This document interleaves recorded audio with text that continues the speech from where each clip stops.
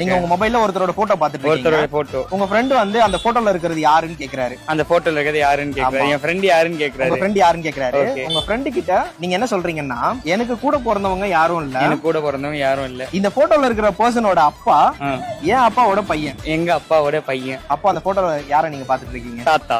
தப்பு. என் அப்பாவுடைய பையன். ஆமா, என் அப்பாவுடைய பையனா தம்பி.